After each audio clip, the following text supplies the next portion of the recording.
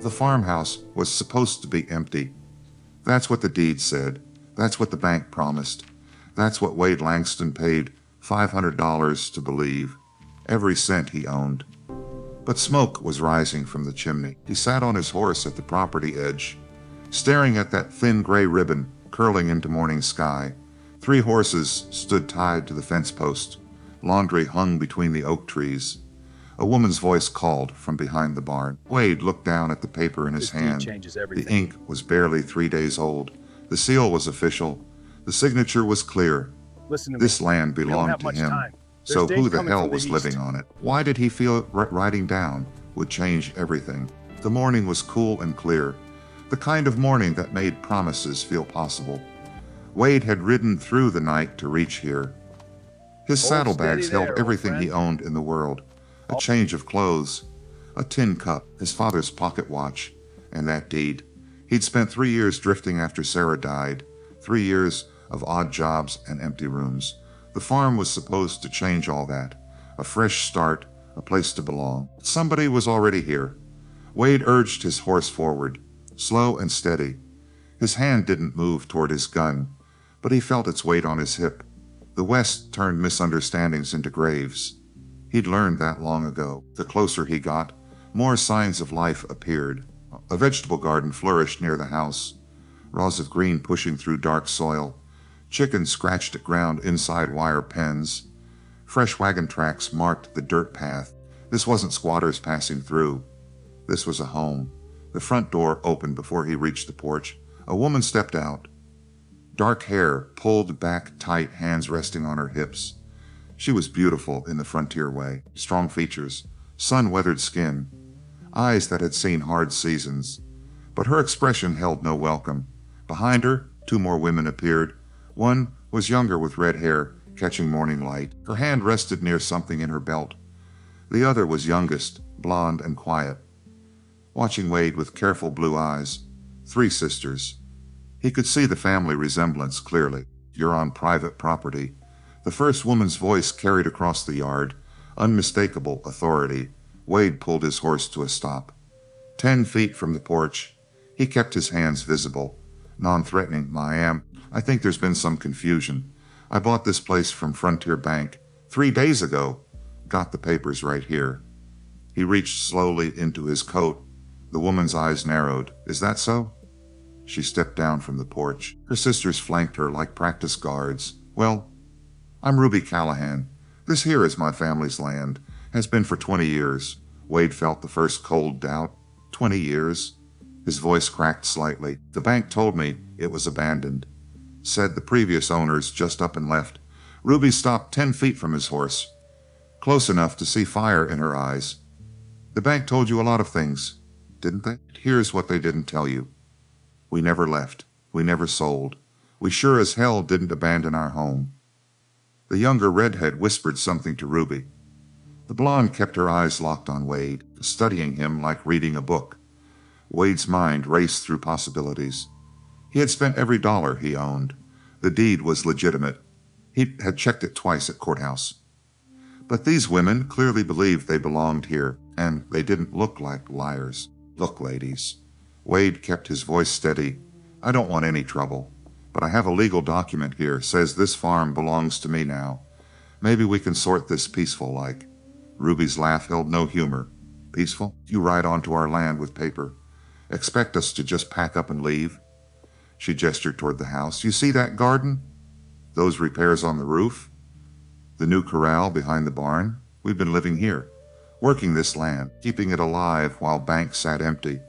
Wade felt sweat forming on his forehead, despite the cool morning air. Something was very wrong here. He was starting to suspect he'd been deceived. I paid good money for this place, $500, everything I had. For just a moment, something flickered in Ruby's expression.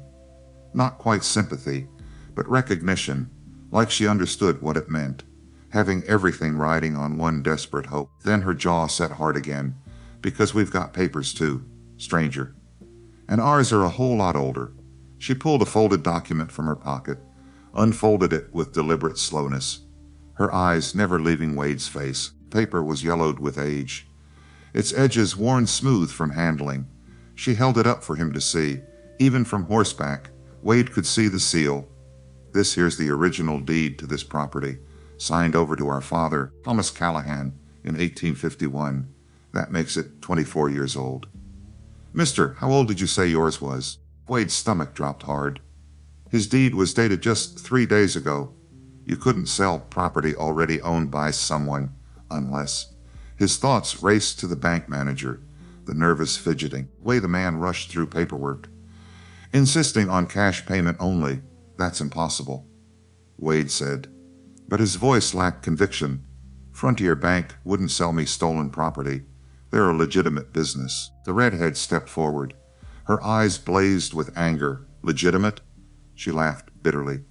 That's Sadie Quinn, Ruby said, nodding toward her sister. She's got interesting stories about that bank. Sadie's hand moved to rest on her pistol. Not drawing, just making sure Wade saw it. You want to know about legitimate? 3 months ago, a man from that bank came, claiming we owed back taxes. Said if we didn't pay, they'd foreclose. But we showed him this same deed. Proved we owned the land free and clear. No taxes owed on unmortgaged property. The youngest sister spoke up for first time. Her voice was soft, barely above whisper. There was steel underneath. That's Clarabelle, Ruby explained. She saw something that day worth noting. Clarabelle's hands trembled as she spoke. After the bank man left, I followed him, partway to town. He stopped at Miller's trading post, met with another man. They were laughing about something. I heard the bank man say this, give it 3 months and we'll have buyers lined up for that property. Wade felt like ground was shifting beneath him. You're saying the bank planned to sell? Even though you proved you owned it? We're saying a lot more than that, Ruby replied firmly. We're saying you're not the first man they've brought out here with fancy deeds and sad stories. The words hit Wade like physical blows. Not the first? Sadie nodded grimly. 2 weeks ago, a family from East arrived with papers just like yours. Said they'd bought the place sight unseen. We sent them packing. They mentioned something that chilled our blood. Wade dismounted slowly, his legs unsteady beneath him. What did they say? Ruby and her sisters exchanged a look, something that spoke of shared secrets and deep fear. When Ruby finally answered, her voice was whisper. They said the bank told them this. The previous owners had died in fire. All 3 sisters burned alive in their sleep. Wade stared at the 3 women before him. Very much alive, very much not dead. The pieces of a terrible puzzle fell, each one more disturbing than the last. They told people you were dead, he said slowly, disbelief thick in his voice.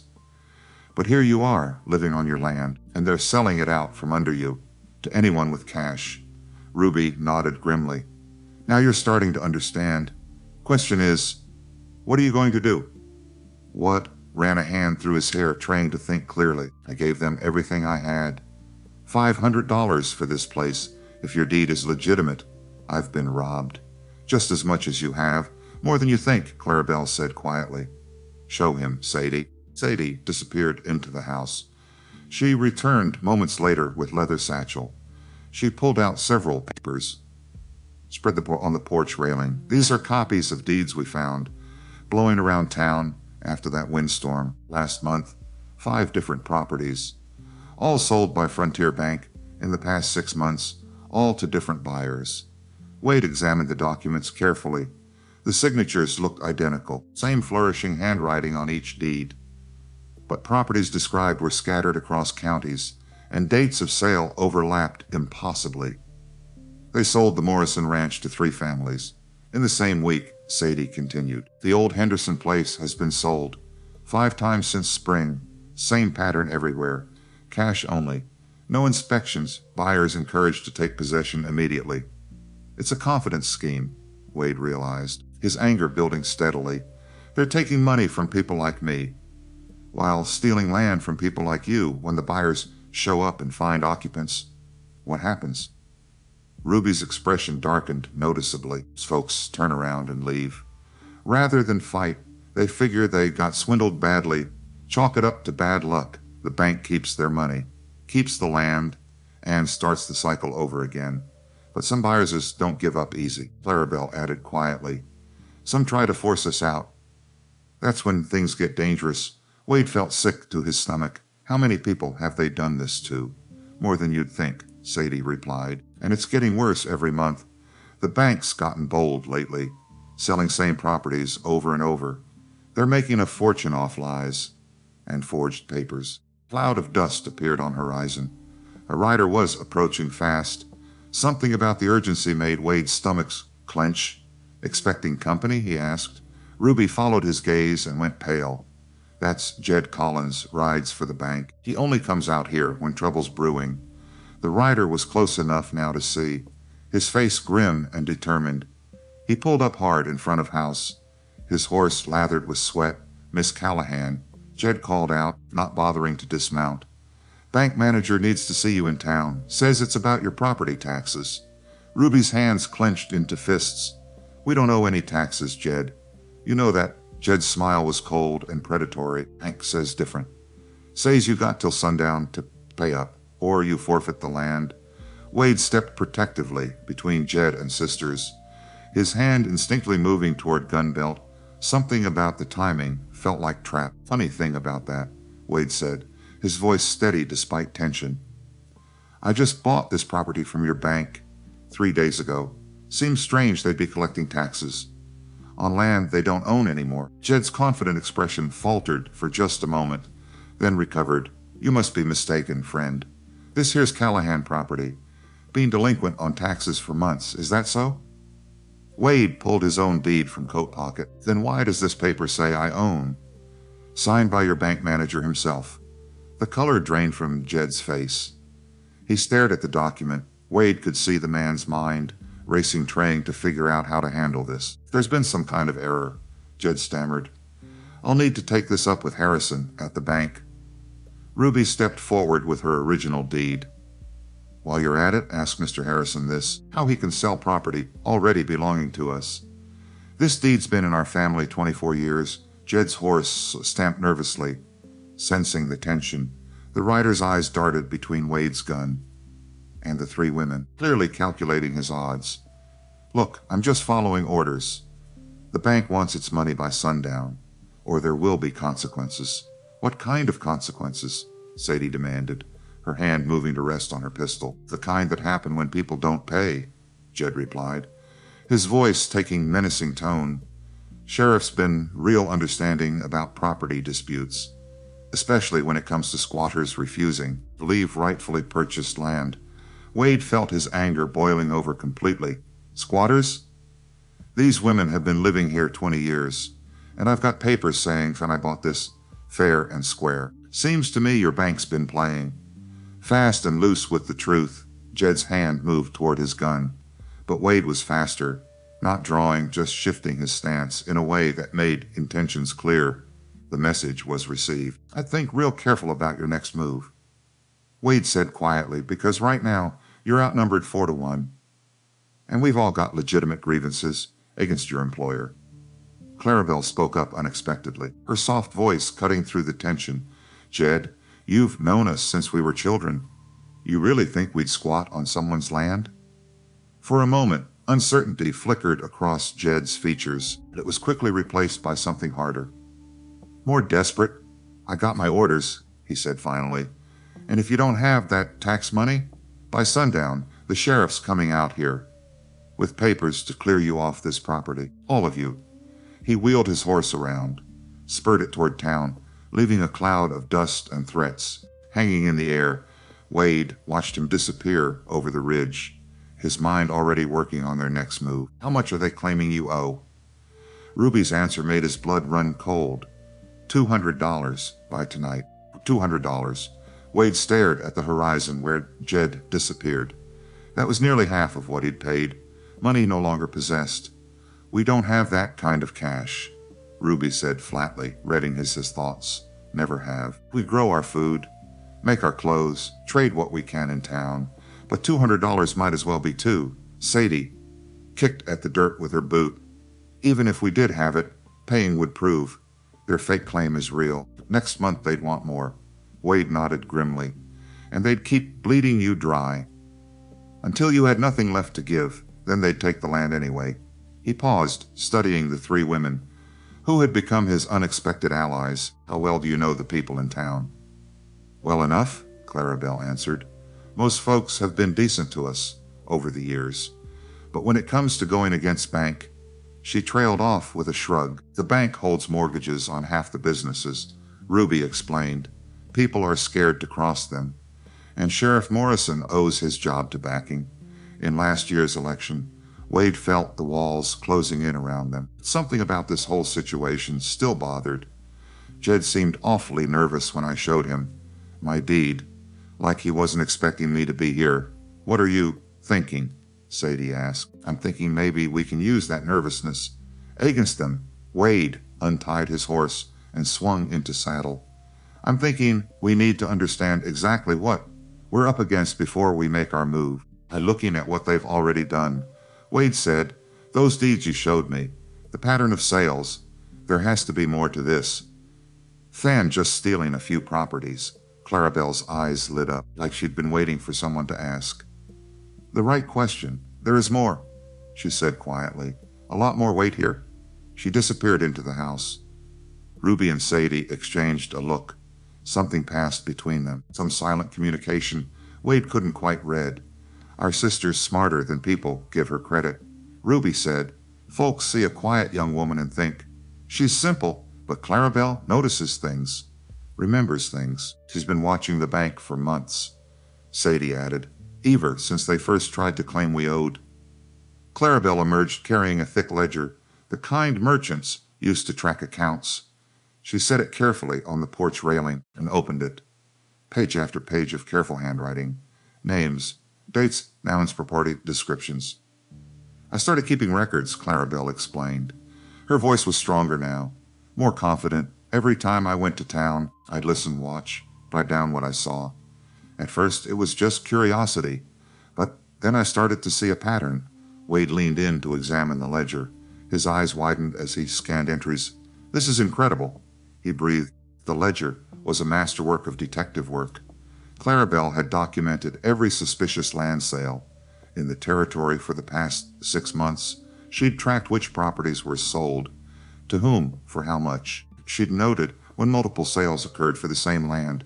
She'd even recorded snippets of overheard conversations between bank officials. How did you get all this? Wade asked. Clarabelle's cheeks flushed slightly. People don't notice the quiet girl sitting in corners of the general store or the young woman browsing fabric while men talk business 2 aisles over. I just listened and wrote it down later. Ruby put a hand on her sister's shoulder, pride evident in the gesture. Show him the pattern you found, she said. Clarabelle flipped to a page near the back. On it, she had drawn a rough map of the surrounding territory. Red marks dotted the landscape, each one representing a property sold under suspicious circumstances. Wade studied the map. At first, the marks seemed random, scattered across 3 counties with no clear connection. Then he stepped back, looked at it from a distance, and saw it. A line, rough and imperfect, but unmistakable. The properties formed a corridor running from mountains down through the valley to the river crossing. This can't be coincidence, Wade said. It's not, Clarabelle replied. I've been watching surveyors in the area. Men with equipment measuring angles, marking elevations. They think nobody pays attention to them, but I do. Surveyors for what? Sadie asked. Wade's mind was racing ahead, connecting pieces. He'd seen this before back east. The way railroad companies operated when they wanted land, but couldn't get it legally. Railroad, he said quietly. They're stealing a railroad route. The sisters stared at him. What? Ruby's voice was sharp.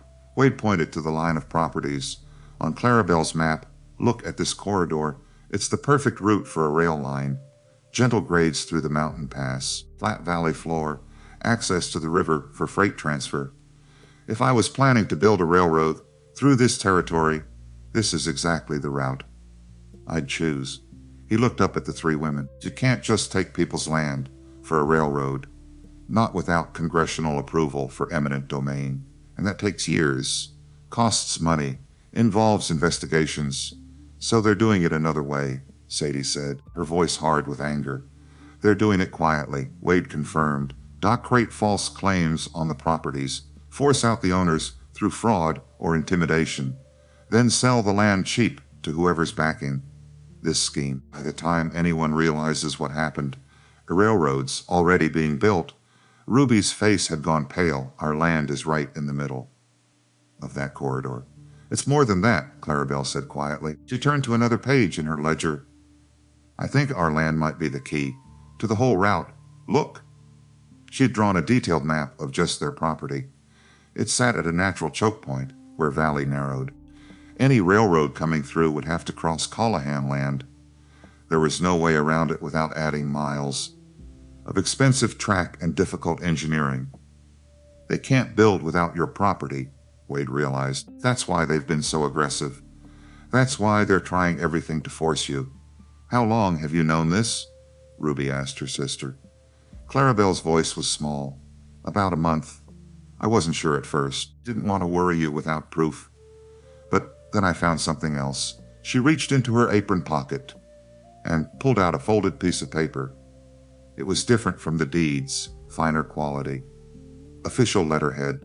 I was at the post office 2 weeks ago. Clarabelle said. Postmaster stepped away for a moment. There was a letter on his desk. I only had a few seconds, but I read what I could. She unfolded the paper. It was a copy she'd made from memory.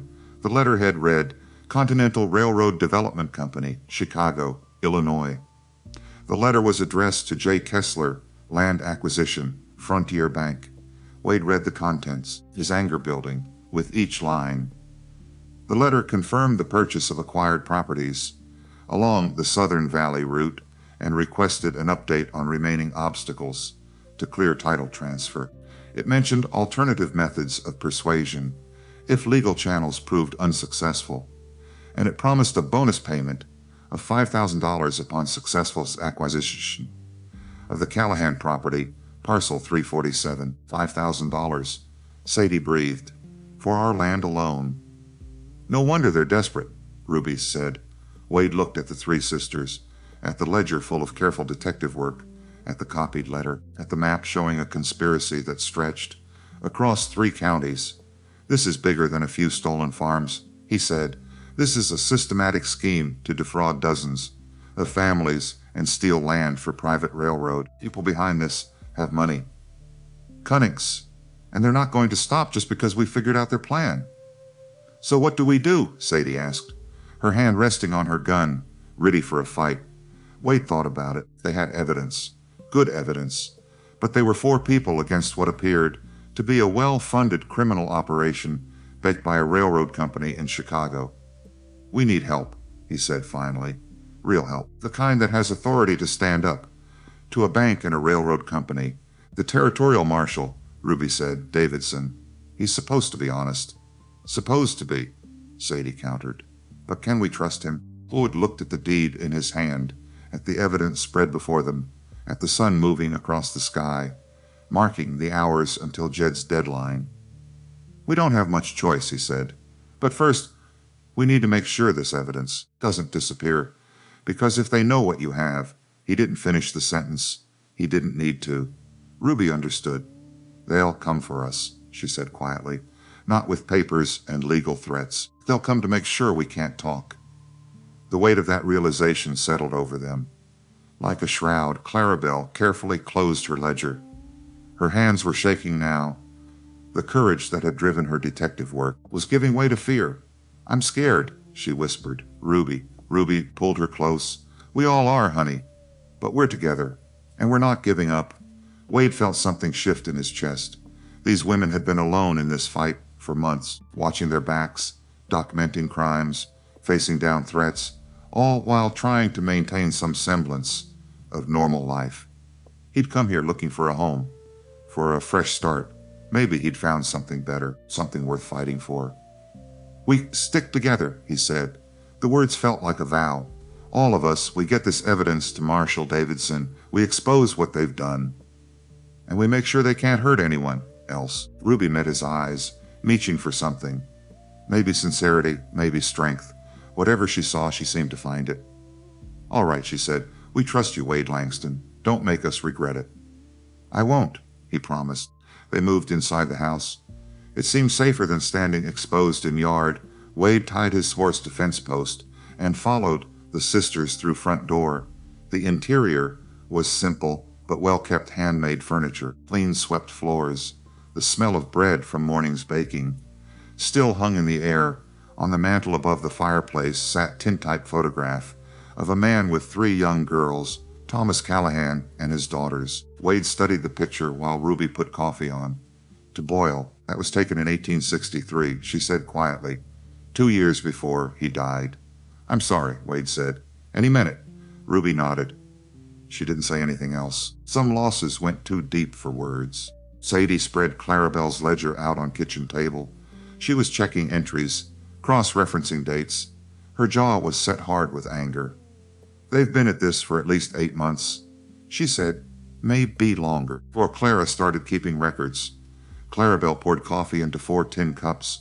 Her hands were steadier now, being inside, surrounded by familiar walls. Seemed to calm her. "We need a plan," Wade said. He accepted the coffee gratefully. "Jed gave us until sundown. That's not much time." "We could run," Sadie said, but her tone suggested she didn't believe it. "Take what we can carry and disappear into the territories and let them win?" Ruby's voice was sharp. "Let them take Papa's land? Everything he built? I'm just saying it's an option. It's not an option." Ruby's hands gripped her coffee cup tight. "We've run from nothing our whole lives. We're not starting now." Wade watched the exchange, saw the tension between pragmatism and pride, between survival and principle. "Running wouldn't solve anything anyway," he said quietly. "They'd just find new victims, keep stealing land, keep ruining lives." He thought about the family from back east, the ones who'd been told the sisters were dead. How many others like that were there? How many people had lost everything to this scheme? "We fight," Ruby said. It wasn't a question. It was a statement of fact. "Against the bank?" Clarabelle's voice was small. "Against the railroad?" "How?" "With the truth," Wade said. "With evidence, with the law on our side." Sadie snorted. "The law? Sheriff Morrison's in their pocket." "Hoff, the town council, probably is too." "That's why we go over their heads," Wade explained. "The territorial marshal answers to federal government, not the local bank. If we can get this evidence to him, the ledger, the letter, all of it, he'll have to investigate." Ruby was quiet for a long moment, thinking it through. "Dawshell Davidson's office is in Silver Creek," she said. "That's a full day's ride north, maybe more. And they'll be watching the road," Sadie added. "Soon as Jed reports back to the bank. They'll know we're trouble. They'll try to stop us from leaving." Wade nodded. She was right. The moment the bank realized they had evidence, the game would change. This would stop being about legal maneuvering and start being about survival. "So we move carefully," he said. "We don't give them time to react." "How?" Clarabelle asked. Wade stood and walked to the window, looked out at the land, the fence line running toward the north ridge, the creek winding through the valley, the distant mountains. An idea was forming. "How well do you know the country around here?" he asked. "The back trails, places where wagons can't follow." Ruby joined him at the window. "We know every path and deer trail for 20 miles. Papa taught us. Said a Callahan should know her land, like she knows her own heartbeat." "Good," Wade said. "Then here's what we do. Ruby, you take the evidence and ride for Silver Creek. Use the back trails. Stay off the main roads. Get to Marshal Davidson and show him everything." "What about the rest of us?" Sadie asked. "We stay here," Wade said. "Make it look like we're waiting out deadline. If anyone's watching, they see business as usual. By the time they realize Ruby's gone, she'll have too much of a head start to catch." It was a simple plan, maybe too simple. But simple plans had a way of working when complicated ones failed. Ruby studied Wade's face. "You'd stay here, knowing they might come?" "I would." "Why? This isn't your fight. You could take your deed, ride back to the bank, demand your money, walk away clean." Wade thought about that. She was right. He could walk away, cut his losses, find another place, another dream. But that would mean leaving these women to face this alone. And something in him, something that had been dormant since Sarah died, wouldn't let him do that. "It became my fight the moment they lied." To me, he said.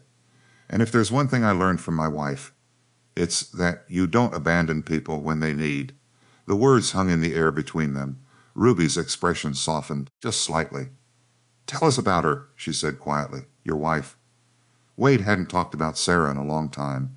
The memories were still too raw, too painful. But something about this kitchen, these women, made him want to share. He sat back down at the table, cradled the coffee cup in his hands. Her name was Sarah. Sarah Langston. He paused. We met in Pennsylvania. I was working a farm. She was the daughter of the man who owned the general store in town. How did she die? Clarabelle asked. Her voice was gentle. Wade took a breath. We had a homestead outside Pittsburgh. Nothing fancy, but it was ours. We worked it together for 3 years, built a cabin, planted crops, started planning for a family. He stared into his coffee, seeing the past reflected in the dark liquid. Then a man came, called himself Kessler, said he was a land agent for a development company, claimed our deed was invalid, said the land had been improperly surveyed, that we were squatting on company property. The afternoon stretched long and tense.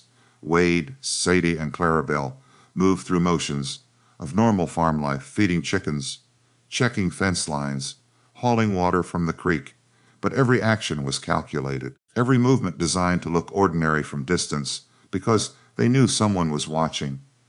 Wade could feel eyes on them, maybe from the ridge to the south, maybe from the tree line along western boundary, whoever the bank had sent to observe. They were good at staying hidden, but they were there. You feel it too? Sadie asked. She was standing near the corral, ostensibly checking the horses, but her eyes kept scanning the horizon. Yeah, Wade said. Southeast ridge, maybe 200 yards out. How do you know? Caught a reflection about an hour ago. Sun on glass spyglass. Probably. Sadie's jaw tightened. Should we do something about it? No, let them watch. Let them see 3 people going about day.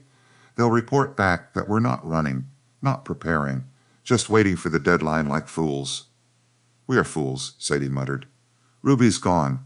We should be fortifying, preparing defenses. Later, Wade said, after dark. Right now, we play the part. Around 3 in the afternoon, Ryder appeared on the eastern road. Not Jed this time. Someone new. Wade, Sadie, and Clarabelle gathered near house, watching the stranger approach. He was young, maybe 25, clean clothes, carried surveying equipment strapped to his saddle. Who's that? Wade asked. Don't know, Sadie said. Her hand moved to her gun. But I don't like it. The surveyor stopped at the property line, seemed surprised to see people. He called out, friendly and professional. Afternoon. I'm with the Territorial Land Office, just doing some routine surveys in the area. Mind if I cross your property to check markers? Wade stepped forward, casual, non-threatening. What kind of surveys? Standard stuff. Making sure property lines are accurate. Checking for water rights issues. Won't take more than an hour. It sounded reasonable. But Wade's instincts were screaming. Who ordered the survey? He asked. The young man pulled out a clipboard, consulted some papers. Looks like it was requested by Continental Railroad Development Company. They're doing preliminary work for a potential rail line through the territory. Clarabelle made a small sound. Recognition. Wade kept his voice level. Railroad. Huh? Interesting. Where's this rail line supposed to go? The surveyor gestured vaguely. Oh, it's all theoretical at this point. Just checking feasibility.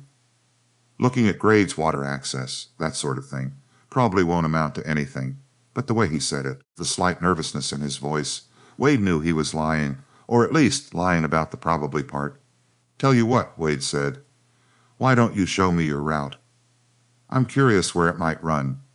The surveyor hesitated. I don't have exact maps or anything. Just some reference points. Show me anyway. The young man clearly didn't want to, but he was outnumbered. And Wade's tone left little room for argument. He dismounted and spread a rough sketch on the ground.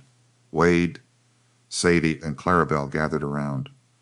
The sketch showed a line running from Mountain Pass, in the north through the valley, down to the river crossing in south. It was crude, but it matched Clarabelle's map almost perfectly. This corridor here, Wade pointed, this crosses private property. Multiple parcels, well, yeah. But if the railroad gets congressional approval, they can use eminent domain, fair compensation, and all that. And if they can't get approval, the surveyor shrugged, then they'd have to negotiate with landowners, purchase rights of way standard business. Or, Sadie said coldly, they could just steal it. The surveyor's face flushed. I don't know what you're talking about. I'm just doing my job. Wade studied the young man. He didn't seem malicious, just naive, a cog in a machine that didn't understand what the machine was actually doing. Whose property is this? Wade pointed to a spot on the sketch, right where the Callahan farm would be. The surveyor checked his notes. That's listed as pending acquisition. Says here the previous owner defaulted on taxes. Bank foreclosure. That's a lie, Clarabelle said. Her voice was stronger than Wade had heard it. This is our land. We've never defaulted on anything. We don't even have a mortgage. The surveyor looked uncomfortable. Look, I'm just reading what I was given. I don't make the decisions. I just check the elevations. Who gave you this information? Wade pressed. My supervisor. He gets his orders from the railroad company. And the railroad company works with the bank, I guess? I don't know. I'm pretty new to this. Wade could see Sadie's anger building, could feel his own rising to match. This surveyor was proof of the conspiracy, living evidence that the railroad was already planning to build on land they didn't own. You need to leave, Wade said, now. But I haven't finished the... I said leave. Wade's voice went hard. This is private property. You're not welcome here. The surveyor grabbed his papers, stuffed them into his saddlebag, and mounted up quickly. He rode east without looking back. As soon as he was out of sight, Sadie exploded. That confirms it. The railroad's already planning the route. They're expecting to have this land, which means they're confident the bank's scheme will work. Clarabelle was staring at the spot where surveyor had spread his sketch. He said, we defaulted. That we're in foreclosure. That's what they're telling people. That's what they're going to claim. Wade felt the pieces clicking together. They're creating a paper trail, making it look legitimate. So when they take the land, it seems legal. But it's all lies, Sadie said. Lies that will be recorded in official documents. Wade pointed out, lies that will look like truth unless someone proves otherwise. Ruby, Clarabelle breathed. She has to get to the marshal.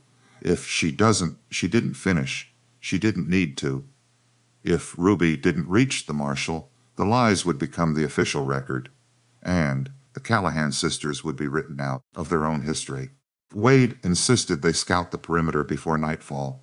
He and Sadie rode the boundary line, while Clarabelle stayed at the house, keeping it looking occupied.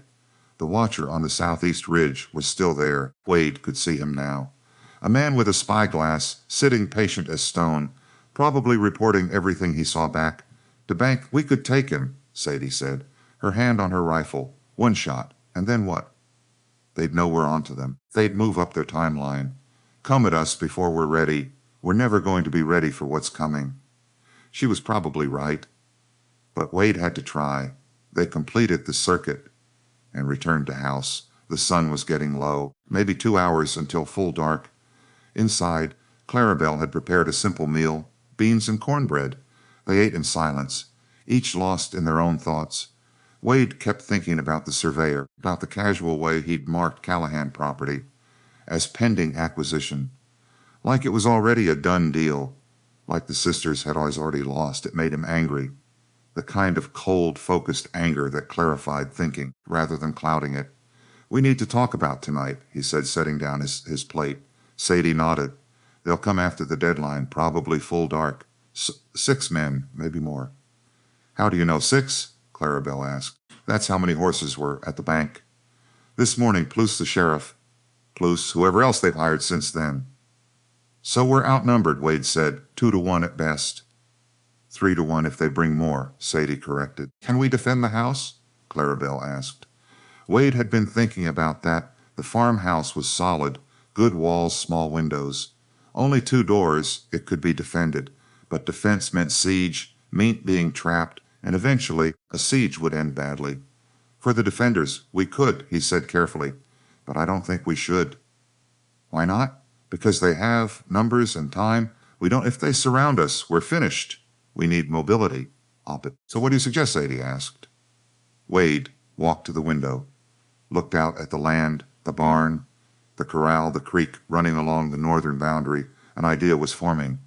We don't wait for them to come to us, he said. We go to them. But the plan was risky, maybe suicidal, but it was better than sitting in house like targets. Here's what I'm thinking, Wade said, spreading out a rough sketch on table. They'll approach from the south road. That's the main access. They'll expect us to be in house waiting, scared. We're not scared, Sadie said, though her voice suggested otherwise. We are, Wade corrected gently. Fear's natural, but we're not helpless. That's different. Pointed to the sketch. The south road comes up through narrow draw. Trees on both sides. It's the perfect place for an ambush. We ambush them? Clarabelle's eyes were wide. We don't need to kill anyone. We just need to slow them down, confuse them, make them think we're more prepared than we are. How? Sadie leaned in, interested now. We set up a crossfire point in draw. Nothing fancy. Just positions that let us cover road from both sides. When they enter, we open fire. Aim high. Make noise. Make them think there are more of us. And then we fall back. Duckate the impression we're retreating to house. But actually, we split up. Use the darkness. Make them chase shadows. Sadie was nodding now. Guerrilla tactics. Keep them off balance. Exactly. We can't win a straight fight, but we can make them work for it. Slow them down. Buy time for Ruby to get back. With help. It could work, Sadie said slowly. If we're smart about it. There's risk, though, Wade warned, if they catch one of us alone. We're done. Then we don't get caught alone, Sadie said. Clarabelle was quiet, processing. Finally, she spoke. I want to help. Really help. Not just hide and watch. Wade looked at her, saw the determination in her face. The need to prove herself. You'll help, he said. We need someone to stay mobile. To signal if something goes wrong. Light fires if we need distraction. Fires. Old hay in the barn. Dry brush we can scatter. If things go bad, fire will draw attention, confuse them, give us a chance to regroup. It wasn't much of a plan. Wade knew that, but it was something. They spent the next hour preparing. Wade and Sadie scouted the draw, marking positions. Clarabelle gathered kindling and oil-soaked rags. For emergency fires, the sun touched the western mountains. Shadows lengthened across the valley. And somewhere out there, men were preparing to kill them. Full dark came fast. One moment the sky was deep blue. The next it was black and star-filled. Wade positions himself on west side of draw, behind a fallen log with good cover, and clear sight lines down the road. Sadie took the east side. Higher ground, better angle. Clarabelle was mobile, moving between the barn and the house, keeping lights burning in the windows, creating the illusion of normal evening activity. They waited. An hour passed, then another. Wade was starting to wonder if they'd guessed wrong. Maybe the bank wasn't coming tonight. Maybe Jed's deadline was just a bluff. Then he heard it. Horses. Multiple horses. Moving slow and careful up the south road. Wade signaled to Sadie. A brief flash of his hand. She signaled back. Re-Edie, the riders emerged from the darkness. Wade counted 6, no, 7. All armed, moving in a loose formation. Leading them was Sheriff Morrison. His badge caught the starlight.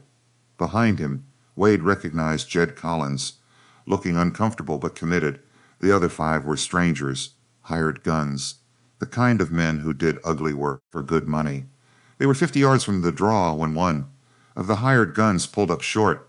Something's wrong, he said, loud enough for Wade to hear. What? The sheriff's voice was irritable. It's too quiet. No dogs barking, no movement. They're probably inside, scared maybe, or maybe it's a trap. Wade's heart was pounding. They'd been made, the sheriff considered, then raised his hand. Jed, you and Harper ride ahead. Check the house. Rest of us will hold here. Damon. They were being cautious. Jed and another man spurred forward, riding straight toward the house. Wade had to make a decision, fire now and give away their positions, or let them reach the house and discover. It was a decoy. He chose option 3. He whistled a meadowlark call, the signal for Clarabelle to light the barn. 3 seconds later, flames erupted from barn's southern wall. The dry hay caught instantly, blazing bright against the darkness. The effect was immediate. The horses spooked. Men shouted. Jed and Harper. wheeled around. "It's on fire!" Someone yelled. "Spread out! Find them!" Perfect chaos. Wade aimed carefully and fired. Not at the men. At the ground in front of Sheriff's horse. The animal reared. The sheriff cursed and fought to stay in saddle. Sadie's rifle cracked from the opposite side. Another near miss. Ambush! Some screamed. The hired guns scattered, some diving for cover, others returning blind fire into the darkness. Wade fired again, aiming high, creating the impression of multiple shooters. The plan was working. The attackers were disorganized, confused. But then something went wrong. One of the hired guns had sharper instincts than the others. Instead of panicking, he'd marked Wade's muzzle flash. He directed two others towards Wade's position, west side. In the trees, Wade saw them coming. He fired once more, then abandoned his position, moved quickly through the darkness toward Rally Point. They'd chosen, but in the confusion he lost track of Sadie and Clarabelle. He was alone. Wade circled wide, trying to link up with others. The barn was fully engulfed now, flames reaching 30 feet high, lighting up the entire farmyard. He could see men moving, meeching. The element of surprise was gone. A gunshot cracked near the house. Then another. Sadie. Wade moved toward the sound, careful, using the firelight and shadows to stay hidden. He found her pinned down behind water trough. Two men had her suppressed. She couldn't move without exposing herself to fire. Wade approached from behind, quiet as he could manage. When he was close enough, he called out, "Looking for someone?" The two men spun. Wade had his gun leveled. "Drop them," he said. Now they hesitated, calculating odds. Then one of them made a choice. He swung his rifle toward Wade. Wade fired once, Kenter mass. The man went down. The second one dropped his gun and raised hands smart. Wade said, "You moved to Sadie." "You hit?" "No, just pinned, thanks." "Where's Clara?" "Don't know. Lost sight of her when barn went up." Clarabelle, alone somewhere in this chaos. Wade felt panic rising. He forced it down. "We need to find her." "Agreed." "How?" "They're everywhere." Wade looked around, the fire, the searching men, the confusion. And then he saw something that made blood run cold. A tall man in an expensive suit standing near the road, watching the chaos with cold calculation, even from a distance, even in flickering firelight. Wade recognized him, the same sharp features, the same arrogant bearing, the same scar on his right hand. Kessler. No Kessler now, different spelling. Same man, the man who had destroyed Wade's life 5 years ago was here, directing this attack. And suddenly, everything made terrible sense. This wasn't just about land. This wasn't just about a railroad. This was personal. Kessler had been doing this for years, stealing property, not eating lives, moving from territory to territory, always one step ahead of the law. And now he was here, in Wade's new life, trying to take everything again. That's him. Wade breathed. That's the man from Pennsylvania. Sadie looked where he was pointing. The railroad agent? Yes, the one who took our homestead, who killed my wife. Wade's voice was shaking with fury. He's been behind this the whole time. Kessler turned, as if he could feel Wade's gaze across distance. For a moment their eyes met. Recognition flared in Kessler's face. Shock, then calculation, then something cold and satisfied. He knew exactly who Wade was, and he didn't care. Kessler smiled, raised his hand, and signaled to someone Wade couldn't see. "Trap!" Sadie yelled, but too late. Men emerged from the darkness on all sides. They'd been herded, pushed toward this spot deliberately. Wade and Sadie were surrounded. "Drop your weapons!" Sheriff Morrison stepped into the firelight. His gun trained on them. "It's over."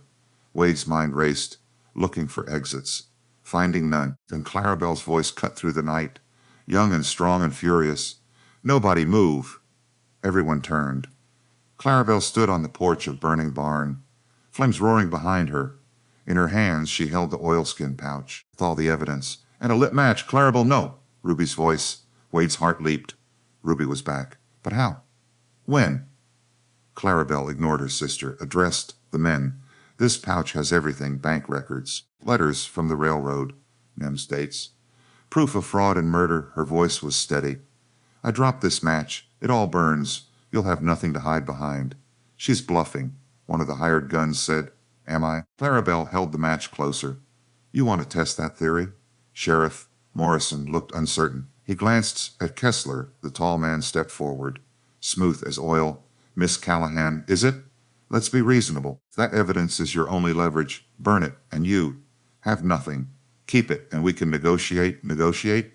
Clarabelle laughed, bitter and harsh. "Like you negotiated with my father? Like you negotiated with all the other families? You've destroyed—" Kessler's expression didn't change. "I don't know what you're talking about." "Yes, you do." Ruby stepped into the light. She was filthy, exhausted, but standing tall. "We know everything, Mr. Kessler, or is it Kessler?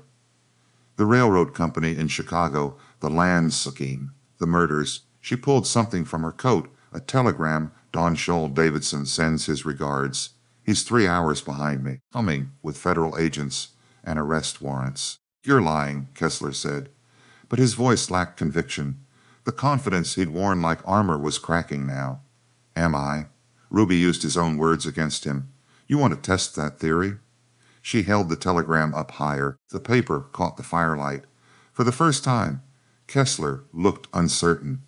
His eyes darted from Ruby to the burning barn, to the men surrounding Wade and Sadie, to the darkness beyond where Marshal Davidson was approaching. Wade saw the opening. He took it. "It's over," he called out. His voice carried across the yard. "Your scheme's been exposed. The law's coming. You can run now, or you can hang later. But either way, you're finished." Kessler's eyes locked on Wade, really seeing him now, understanding who he was. Recognition bloomed across his face. Shock first, then something colder, more calculating. "You," he breathed, "the farmer from Pennsylvania. I remember you." His voice took on an edge of surprise. The memories were flooding back. A small homestead outside Pittsburgh. A young couple fighting for their land. A woman who died from grief and stress. "I remember you too," Wade said. His voice was ice now, every word measured and controlled. "I remember watching my wife die because of what you did.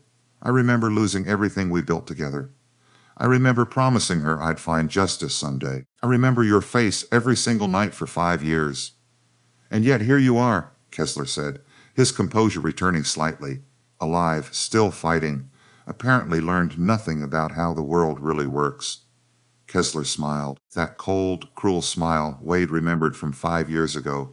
"Some people are just meant to lose, Mr. Langston. It's the natural order of things. The strong take from the weak. That's how civilization advances." "Maybe," Wade said quietly. "But not today. Not here. Not to these people." The standoff held. Tense as a drawn bowstring, men with guns on all sides, evidence that could destroy them all. The law approaching from the north, fire blazing against the night sky, painting everything in shades of red and gold. And somewhere in that terrible balance, a choice hung, a choice that would determine everything. Whether justice or violence would have the final word. Wade's finger tightened on his trigger. He could feel the metal under his skin. One squeeze and Kessler would fall. The man who destroyed his life would be gone. That wasn't justice. That was revenge. And revenge wouldn't bring Sarah back, wouldn't restore what had been stolen, wouldn't stop other families from being destroyed. Wade held his fire, waiting. The moment stretched out like pulled taffy. Every man with a gun was wondering the same thing. Who would break first? Who would make the choice that would end this? The hired guns were looking at each other now, silent communications passing between them. They'd been paid to intimidate, maybe to rough up some stubborn farmers. But federal charges? Murder? Warrants? That wasn't part of the deal they'd signed up for. Wade could see the calculations happening behind their eyes, weighing the money against the rope, the bank's promises against the marshal's warrants. Then Jed Collins lowered his weapon. The movement was slow, deliberate. Everyone saw it. "I'm done," he said quietly. His voice barely carried over the crackling flames. Sheriff Morrison's head snapped toward him. What did you just say?" "I said I'm done," Jed repeated. His voice was stronger now, more certain. "I'm not doing this anymore." "You can't be serious," Morrison hissed. "Put that gun back up, right now." "No," Jed said simply. He let the rifle drop to the ground. The metal hitting dirt sounded like thunder. "I've known the Callahan girls since they were babies. Their father was a good man. An honest man. The best man I ever knew, if I'm being truthful. And I've been helping bad people, hurt good people, for money, for a paycheck, because I was too much of a coward to stand up. Jed's voice was shaking now, but not with fear, with emotion, with shame, with something that might have been relief. No more, he said. I'm done being that man. You're making a mistake, Kessler said, his voice sharp with warning. A dangerous mistake you'll regret. The mistake was working for you in the first place. Jed met Kessler's eyes directly, without flinching. The mistake was believing your lies. The mistake was thinking money mattered more than doing right. I've made a lot of mistakes in my life, but I'm not making this one. One of the hired guns shifted his weight nervously. His rifle was still up, but his grip had loosened. We getting paid enough for federal charges? He asked. His voice was uncertain. Shut up. Another gunman hissed.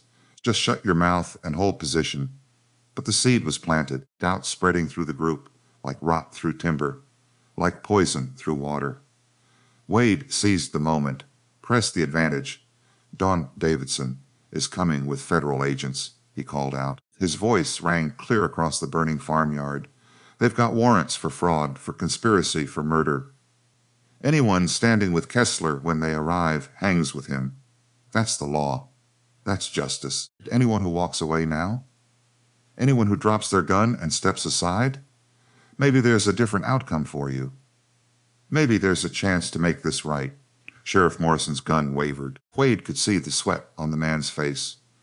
The firelight made it glisten. Morrison looked at Kessler, at the burning barn, at Ruby, holding the telegram like it was trump card, at the torches appearing on the northern ridge, getting closer. How do we know the marshal's really coming? He asked. His voice cracked slightly. You could be bluffing, could be trying to scare us into surrendering. As if in answer, distant thunder rolled across valley, except it wasn't thunder at all. It was horses, many horses moving fast from the north. The sound was unmistakable, growing louder with each passing second. Kessler's face went pale, color draining like water from a broken dam. They're here, Ruby said, deep satisfaction in her voice. I told you, 3 hours behind me, just like I promised. Torches appeared on the northern ridge, a line of riders silhouetted against the stars. 12 men, maybe 15, hard to count in the darkness. In the lead, Wade could make out a tall figure, distinctive white hat catching the moonlight. Darrell's William Davidson. Hired guns looked at each other again. Another silent conference. But this time the message was clear. The game was over. The law had arrived. Time to choose sides. Then, one by one, they began dropping their weapons. First one, then another, then 3 more in quick succession, guns falling to the dirt like autumn leaves, hands rising into the air. Smart, Wade said, his finger easing off the trigger. Real smart. Sheriff Morrison was the last to surrender. He looked at his gun like it was betraying him, like it was supposed to protect him from this moment. But it couldn't. Nothing could. He set it on the ground like it was made of glass. His hands were trembling. His face was ashen in the firelight. I want a lawyer, he said. His voice was thin, desperate. I want to make a deal. I'll tell you everything. Just give me a deal. You'll get a trial, a new voice said, deep and authoritative, commanding without shouting. Whether you get a deal depends on what you have to say, and whether you say it truthfully. Marshal William Davidson rode into the firelight. He was exactly as Wade had heard him described. Tall in the saddle, weathered like old leather, eyes that missed nothing, the kind of eyes that had seen everything, and judged it all with fair measure. He carried authority the way some men carried weapons, natural and unquestioned, earned through years of honest service. Behind him, federal agents spread out in practiced formation, surrounding the scene, cutting off any possible escape routes. They moved with professional efficiency. These weren't local deputies who could be bought. These were federal men, and swearable only to territorial law. Davidson dismounted with the ease of long practice. His boots hit the ground softly. He walked straight to Ruby, ignoring everyone else for the moment. Miss Callahan, I presume. Yes, sir, Ruby said. Her voice was steady despite her exhaustion. You made quite a ride. Davidson said. There was admiration in his tone. My men and I had trouble keeping up. You set a pace we couldn't match. I had good motivation, Ruby replied. She held out the oilskin pouch. This is the evidence? Davidson took it carefully. Yes, sir. Everything Clara documented over the past 6 months, plus documents we found at the farm, correspondence from the railroad company in Chicago, names, dates, amounts, all of it. Davidson opened the pouch, began examining the contents. His expression darkened with each page he turned. The firelight played across his face, showing anger, disgust, and grim satisfaction. This is damning, he said quietly. Very damning indeed. More than I'd hoped for. He looked up at Clarabelle. You documented all this? Yes, sir, Clarabelle said. Her voice was soft but proud. I started keeping records 6 months ago, after the bank first tried to claim we owed taxes. I knew something was wrong, so I watched and listened and wrote it all down. You did excellent work, young lady. This ledger alone would be enough to convict them, but with the railroad correspondence and the forged deeds? Davidson shook his head. This is the most comprehensive evidence I've seen in 20 years of law enforcement. He turned to face Kessler. His expression hardened. Jonathan Kessler, he said formally, also known as Jonathan Kessler of Pennsylvania, also known as John Keller of Kansas. I have warrants for your arrest on charges of fraud, conspiracy to commit fraud, theft of property, and 3 counts of murder. Murder? Kessler's composure finally cracked completely. His voice went high, panicked. I've never killed anyone. I'm a businessman, a land agent. This is all a terrible misunderstanding. Tell that to Thomas Callahan, Sadie said, her voice like razors cutting through silk. Tell that to the other property owners who mysteriously died when they wouldn't sell. You have no proof I had anything to do with that. Kessler was grasping at straws now.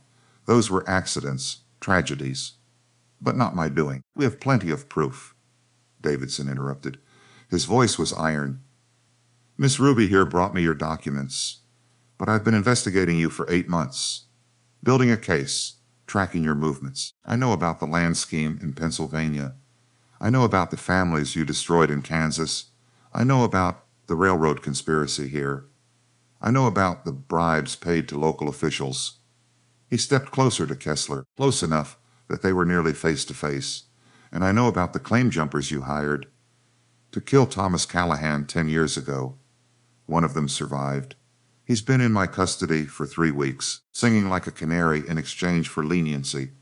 He gave us names, dates, details, everything.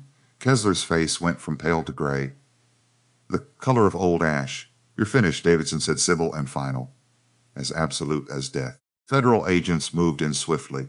They restrained Kessler with practiced efficiency, hands behind his back, iron shackles clicking into place. The sound was satisfying, final. They did the same to Sheriff Morrison, the hired guns who'd thrown down their weapons, to the bank officials who'd been watching from distance. Professional work, efficient, the kind of law enforcement that actually worked, that couldn't be bought or intimidated. Wade felt something releasing in his chest, a tension he'd carried for 5 long years, since the day Kessler had stolen his homestead back east, since the day Sarah had died. Justice. Finally, not revenge, not violence. Real justice. The kind that came from courts and law, from evidence and testimony, from doing things the right way. Kessler was being led toward a horse when he stopped, turned to look at Wade. One last attempt at cruelty, one final effort to wound. You think this changes anything? His voice was bitter as gall. You think getting your revenge makes you whole again? Your wife is still dead, Langston. Your life is still broken. Putting me in prison doesn't fix that. Doesn't bring her back. Doesn't undo what happened. Wade looked at the man who had haunted his nightmares, the man who represented everything corrupt and cruel about the world, the man who'd taken everything from him once and felt nothing but pity, deep, genuine pity. You're right. You're right, Wade said quietly. His voice was calm, measured. It doesn't fix anything. It doesn't bring Sarah back. It doesn't undo the pain. Doesn't restore what was stolen, but it stops you from breaking anyone else. It protects families I'll never meet, saves people from the pain you inflicted on me, and you know what? That's enough. That's more than enough. Kisler sneered. That cold, cruel expression, Wade remembered. Noble sentiment, he said, very touching. Let's see if you still feel that way when you're alone in the dark, when the satisfaction fades, when you realize you're still empty inside. He won't be alone, Ruby said. She moved to stand beside Wade, her shoulder nearly touching his. None of us will be. Sadie joined them on the other side, then Clarabelle. 4 people who had been strangers that morning, standing together now, united against the darkness. A wall of solidarity. Kessler saw it, understood what it meant.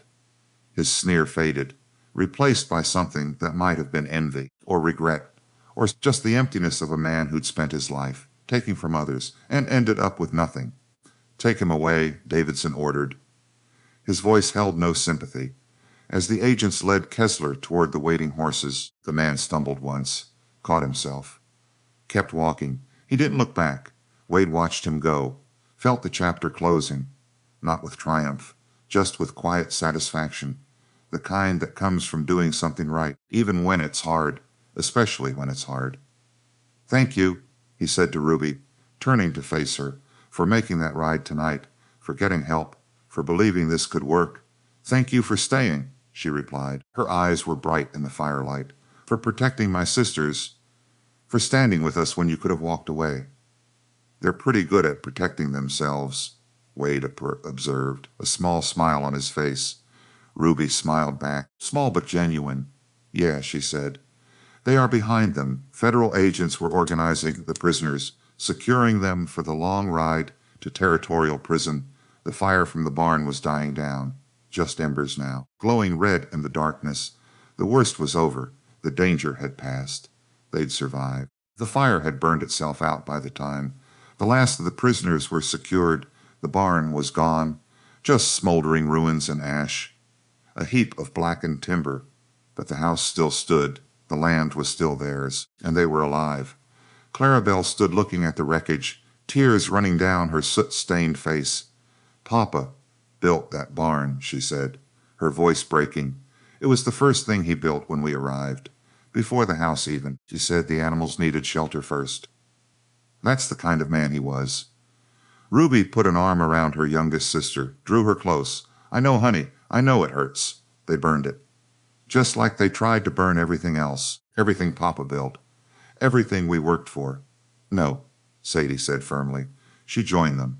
Her voice was strong despite her exhaustion. They tried to burn everything. They wanted to destroy us.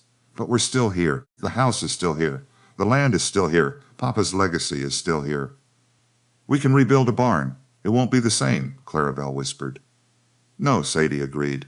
It won't be, but maybe it'll be better, stronger, built by us instead of just for us. A new barn for a new chapter. Dalshell Davidson approached the group. He'd been supervising the prisoner transfer, making sure everything was documented properly. Now he looked at the 3 sisters with something like admiration in his eyes. You ladies did good work tonight, he said. Better than good exceptional. That ledger of yours, he gestured to Clarabelle, that evidence you gathered, it's going to bring down the entire operation. Not just here, but in 3 territories, the bank, the railroad company, the corrupt officials, everyone involved. What happens now? Ruby asked. She was swaying slightly on her feet, exhaustion catching up with her. Trials, Davidson said. In federal court, it'll take months to work through it all, but with what you've gathered, convictions are certain. We've got them dead to rights. They can't wriggle out of this. And our land? Ruby's voice was small. Vulnerable. Your deed predates everything, Davidson assured her. It's ironclad. No court in the territory would rule against you. Hell, no court in the country would. He paused, seemed to consider his next words carefully. In fact, I'd say you're entitled to substantial compensation for the harassment. The attempted theft, the destruction of your property, emotional damages. The law provides for all of that. We don't want money, Ruby said, almost too quickly. We just want to be left alone, to live our lives in peace, to work our land without fear. That's all we've ever wanted. I understand that sentiment, Davidson said gently. I truly do. But the law provides for restitution. And frankly, you've earned it. The bank's assets are being seized. There's money there. Quite a lot of it. Money stolen from victims like you. You might not have a choice about accepting compensation. The courts will insist." Sadie laughed. The sound was bitter, but also slightly amused. "After everything they've done, they have to pay us?" "There's some justice in that, some poetry." Davidson nodded. "There is indeed. And speaking of justice," he turned to Wade. "Mr. Langston, I understand you were swindled as well. Paid $500 for property the bank didn't own. Is that correct?" "I did," Wade confirmed. "Every cent I had in the world." "That money will be returned to you," Davidson said, "plus interest at the territorial rate, plus damages for the fraud perpetrated against you. The bank's assets are being liquidated. All victims will be compensated. It's not charity, it's the law." Wade had almost forgotten about the money. It seemed unimportant now compared to everything else that had happened tonight, compared to standing here alive, with new friends, with purpose. "Thank you," he said simply. "You should also know," Davidson continued, "that your testimony will be crucial in the Pennsylvania cases. You're one of Kessler's earliest documented victims.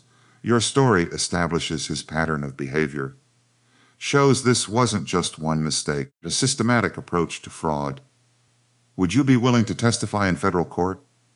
Wade thought about it, about facing Kessler again in a courtroom, about reliving the loss of Sarah publicly, about opening those wounds in front of strangers, the pain of those years, but also about preventing other families from suffering, about making sure the full scope of Kessler's crimes was documented and punished. "Yes," he said firmly, "I'll testify." Whatever it, Davidson said. He good man, Davidson's hand. Wade shook it. The marshal's grip was firm. Honest, honest, Davidson prepared to leave with his prisoners. His agents were mounted up, ready to ride. But before he swung into his own saddle, he turned back to the group one last time. "One more thing," he said. "The territorial governor will want to acknowledge your service. What you've uncovered affects hundreds of families across 3 territories, dozens of properties stolen, countless lives disrupted. You've done more for justice tonight than most lawmen do in a lifetime." He tipped his hat, a gesture of respect. "The territory owes you a debt, all of you." Then he was gone, riding south with his prisoners and his agents, the sound of hooves fading into the distance, leaving behind 4 people standing in the ruins of what had been, under a sky full of stars, standing on the threshold of what could be. They stood in silence for a long time, processing everything that had happened, absorbing the magnitude of it, the danger, the fear, the triumph, the cost. Finally, Ruby spoke. Her voice was hoarse from smoke and shouting. "We should check the house. Make sure nothing's damaged inside. Make sure it's safe." They walked through the farmhouse together, moving as a group, room by room, checking for fire damage, for bullet holes, for structural problems, finding surprisingly little. A few scorch marks on the exterior wall, 1 broken window, some smoke damage in the kitchen. But overall, the house had weathered the storm, like the people inside it. In the kitchen, they discovered that Clarabelle had left. Coffee on the stove earlier in the evening. It was bitter now, overbrewed, thick as mud, but they drank it anyway, sitting around the worn wooden table, exhausted but alive, traumatized but together.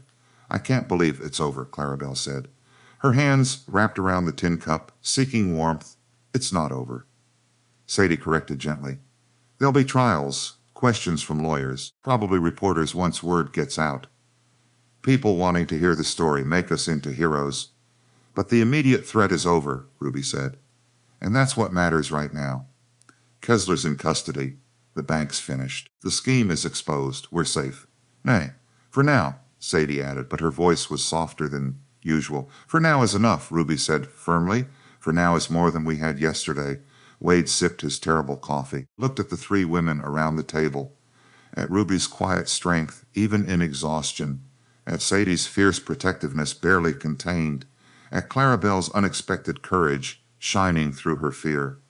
"You were right," he said to Clarabelle. "What you told me before all this started. You are brave, braver than you know, braver than you give yourself credit for." Clarabelle flushed, her cheeks turning pink. "I was terrified the whole time. My hands wouldn't stop shaking."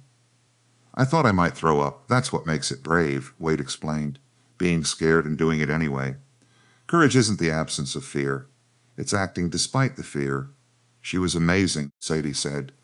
There was deep pride in her voice. The kind of pride that came from seeing someone you thought you knew reveal hidden depths. Standing there on that porch with that match, ready to burn the evidence if it meant stopping them. I've never been more proud of my baby sister. I wasn't going to actually burn it, Clarabelle admitted. Her voice was small. I was bluffing. I knew we needed that evidence. They didn't know that, and that's what mattered. Ruby laughed. The sound was tired but genuine. You bluffed, and it worked. You stared down armed men and made them blink. That's incredible. Papa would have been proud, Sadie said quietly. The words hung in the air, heavy with meaning. Thomas Callahan, the man who had built this farm with his hands, raised these daughters alone after their mother died, taught them to be strong, to be smart, to stand up for what was right, died protecting what mattered. He would have liked you, Ruby said to Wade. Her voice was soft. Papa respected people who stood up, who did the right thing even when it cost them, even when it would have been easier to walk away. You could have left, could have demanded your money and disappeared, but you stayed. You fought for people you barely knew.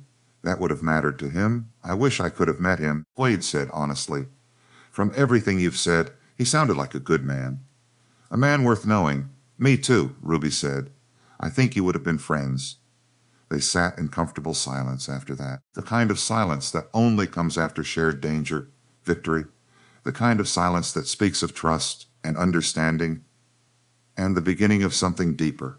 Finally, Wade stood aid, his body protesting the movement. Every muscle ached. I should go, he said. Let you get some rest. You've been through hell tonight. You need sleep. Go. Where? Ruby asked, her head tilted slightly. Wade paused. The question caught him off guard. He hadn't thought about that. Where would he go? He didn't own the farm. His deed was worthless. He had no claim to stay here. I don't know, he admitted. Town. I guess I'll find a room at the boarding house. Wait there until the bank situation is sorted. Until I get my money back, then figure out what comes next. Stay here, Ruby said, civil and direct. No hesitation. Wade looked at her. What? Stay here tonight, at least. It's late. You're exhausted. You've been shot at, nearly killed, and... She paused, choosing her words with care. And I think we'd all feel better if you stayed, just knowing you're close. That we're not alone. Sadie nodded her agreement. The barn's gone, but the bunkhouse is still standing. It's not fancy, just 2 beds and a stove, but it's dry and warm. You're welcome to it, are you sure? Wade asked. He didn't want to impose, didn't want to overstay. We're sure, Clarabelle said. Her voice was soft but certain. Please stay. Wade felt something warm spreading through his chest, gratitude, relief. Something that might have been the beginning of belonging. All right, he said. His voice was rough with emotion. I'll stay. Thank you for everything. Wade woke to the smell of coffee brewing and bacon frying.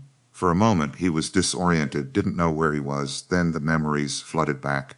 The attack, the fire, the standoff, Kessler's arrest. He'd slept in the bunkhouse, a small building behind the main house, with 2 narrow beds and a pot-belly stove, plain wooden walls, no decorations, but it was clean and dry. And after weeks of sleeping rough on the trail, after last night's chaos, it felt like luxury. He dressed quickly, splashed water on his face from the basin, walked to the main house. The morning was cool and clear, the kind of morning that felt like new beginnings, like possibility. The sky was pale blue, washed clean by the night. Inside, Ruby was cooking breakfast, moving around the kitchen with practiced efficiency. Sadie was setting the table, laying out plates and forks. Clarabelle was kneading dough for bread, her hands working the dough rhythmically, a family routine, domestic and normal. As if last night had been a dream. Wade hesitated in the doorway, unsure if he was intruding on something private. Ruby looked up and smiled. The expression transformed her tired face. Morning, she said warmly. You sleep all right. Better than I have in years, Wade admitted. Honestly good, Ruby said. Sit down. Breakfast is almost ready. You must be starving. Wade sat at the table. Accepted coffee from Sadie, strong and black perfect. Watched these three women move around the kitchen with practiced efficiency. They'd been doing this together for years. A well-choreographed dance, each knowing their role. They ate together when the food was ready. Eggs scrambled with onions, bacon fried crisp, fresh bread sliced thick, Sybil food. It tasted perfect because it was shared, because it was made with care. So, Ruby said eventually, setting down her fork, "What are your plans now that this is over? Where will you go?" Wade had been thinking about that all night in the spaces between sleep, lying in the narrow bunk, staring at the ceiling. "I'll get my money back from the bank seizure. $500 plus damages, like the marshal said. That's enough to start over somewhere new. Tie in another place, another chance." Ruby nodded slowly. "Where will you go?" "I don't know yet," Wade said. "Maybe north. I've heard Montana is opening up. Good land available. Or maybe west to Oregon. People say the valleys there are beautiful." "Montana's cold," Sadie observed. Her tone was neutral. 6 months of winter, snow up to your waist. "Everywhere's cold in winter," Wade replied. "That's just part of frontier life." They ate in silence for a moment. The only sound was forks on plates. Then Clarabelle spoke, her voice quiet but clear. "You could stay here." Wade looked at her, surprised. "What? You could stay here," she repeated. Her cheeks were pink, but her gaze was steady. "Help us rebuild the barn. Work the land with us. We could use the help. 3 people can't manage a farm this size. Not properly. And," she glanced at her sisters, "and I think we'd like the company, having another person around. Someone we trust." Ruby was watching Wade carefully, reading his reaction, gauging his interest. "Clara's right," she said. "This farm is too much for 3 people. We've been managing, but barely, running ourselves ragged, trying to keep up. We could use someone who knows how to work. Someone who pulls their weight. Someone we can trust. And someone who can shoot straight," Sadie added, with a grin. "That's always useful on the frontier." Wade felt his throat tighten. They were offering him more than a job, more than a place to stay. They were offering him a home, family, a future. "I wouldn't be charity," he said carefully. "I'd work hard, pull my weight, and then some. I'm not afraid of hard work." "We know," Ruby said. "We wouldn't offer if we thought you'd be dead weight. We've seen how you work, how you stand up when it matters." "And my money from the bank?" Wade asked. "When it comes through, what happens to that?" "Invest it in the farm," Ruby suggested. "We'll make you a partner. Equal share in the land, equal share in the profits, equal voice in decisions, 4 ways instead of 3. "That's generous," Wade said. "Maybe too generous." "It's fair," Ruby corrected firmly. "You fought for this place like it was yours. Like it mattered to you. You risked your life for us, for land you had no legal claim to. That kind of loyalty deserves recognition. Maybe it should be yours, at least partially." Wade looked at each of them in turn, at Ruby's steady gaze, at Sadie's fierce grin, at Clarabelle's hopeful eyes. These women who had been complete strangers yesterday morning, who had become allies in crisis, who were now offering to become family partners. "Something more? I'd like that," he said. His voice was rough with emotion. "I'd like that very much, more than you know." Ruby extended her hand across the table. "Partners, then." Wade shook it. Her grip was firm. "Strong partners," he agreed. Sadie reached across and shook his hand too. Then Clarabelle. A formal agreement, a new beginning. "Welcome home," Ruby said softly. The weeks that followed were filled with hard work. Harder than Wade had worked in years, rebuilding the barn from the foundation up, repairing fence lines damaged in the chaos, preparing fields for spring planting, cutting firewood for the coming winter. 100 tasks that never seemed to end, but they were good weeks, purposeful weeks, the kind of work that left you tired, but satisfied. Wade found himself settling into rhythms he'd forgotten.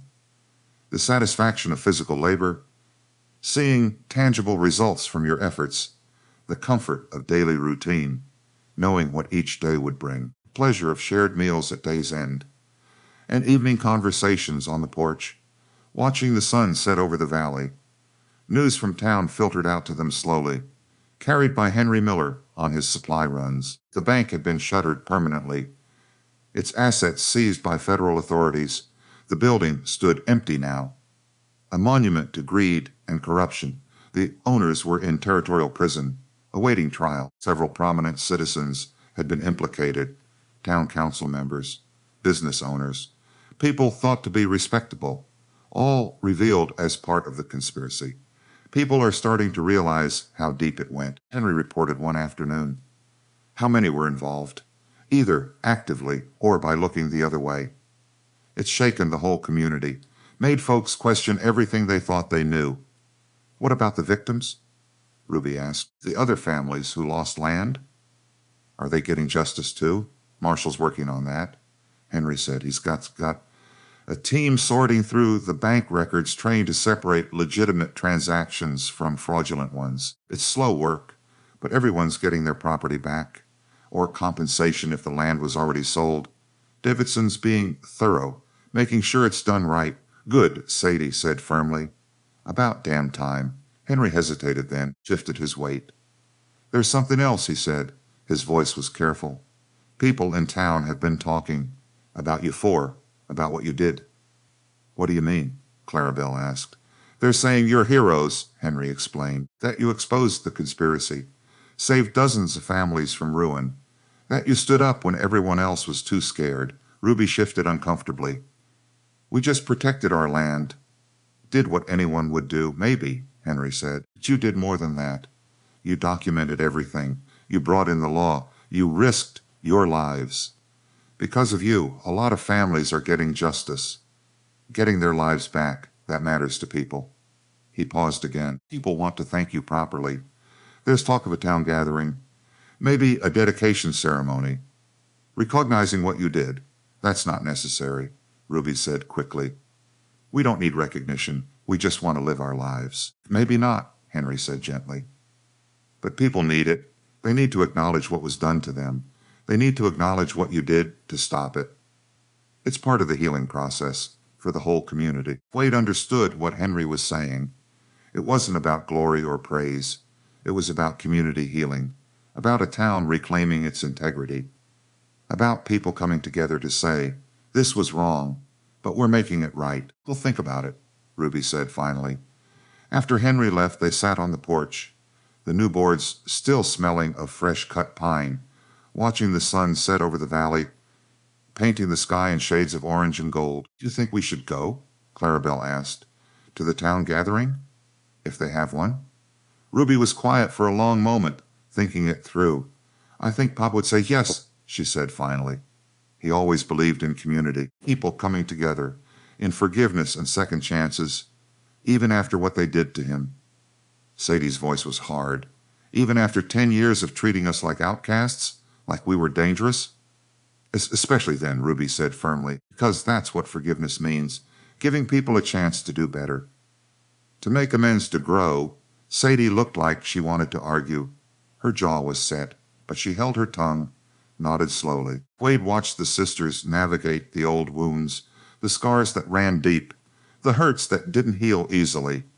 For what it's worth, he said quietly, I think your father would be proud of all of you, not just for what you did last week, but for who you are every day, how you take care of each other, how you keep his legacy alive. Ruby met his eyes, smiled. Thank you, Wade. That means a lot. 3 months after the night of the fire, the new barn was finished. It wasn't exactly like the old one.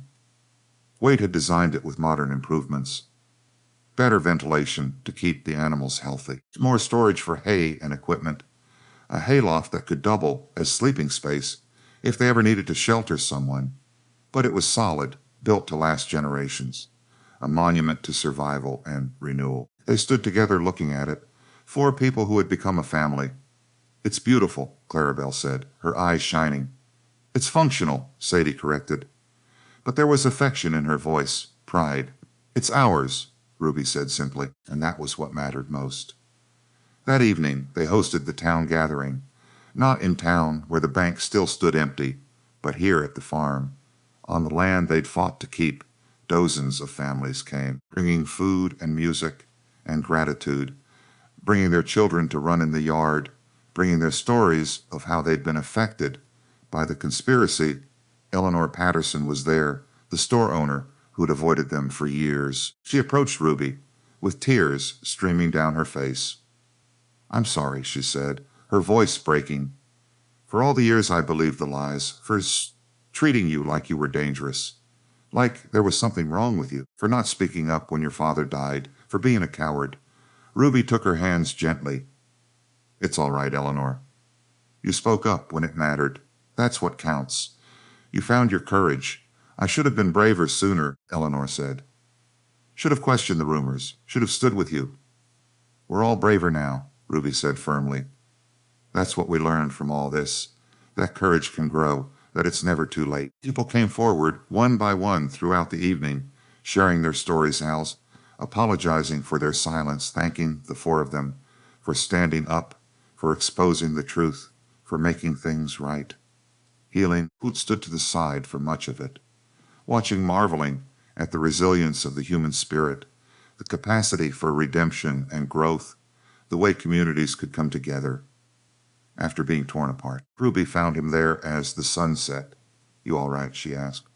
Her voice was soft. "Yeah," he said, "just thinking about what? About how much can change in 3 months, how different life can be when you stop running, when you find something worth staying for." Ruby nodded, understanding completely. "I'm glad you stayed," she said quietly. "Me too." They stood together in companionable silence, watching their community come back to life, watching hope replace fear, watching children play where violence had been, and Wade realized something profound. This was what Sarah had wanted for him, not just a place to live, but a purpose, people to care about, a reason to keep going, a future worth building. He'd kept his promise to her after all. Just not the way he'd expected, not the way he'd planned, but maybe that was okay. Maybe that was better. The stars came out, bright and infinite, against the darkening sky. Music played, a fiddle and a guitar.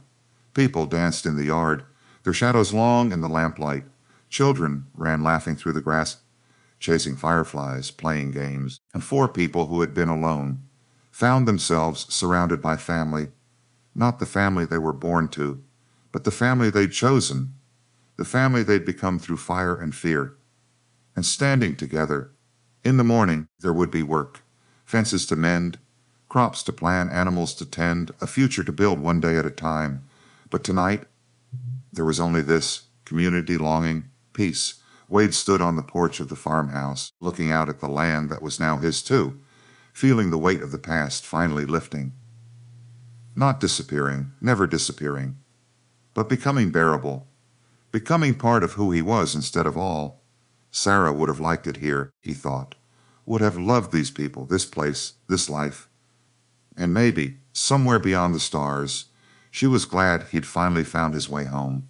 The land stretched out before him, endless and full of promise. For the first time in 5 long years, Wade Langston smiled, not because the pain was gone, it would never be completely gone, but because he'd learned to carry it, to live with it, to build something beautiful alongside it. The wind whispered through the valley, carrying stories of the past and promises of the future, and Wade listened to both and was content. Ruby came to stand beside him, her shoulder nearly touching his. "What are you thinking about?" she asked. "Home," he said simply. She smiled, took his hand. "Yes," she said, "home." And together they stood there, watching their family, watching their community, watching their future unfold under a sky full of stars.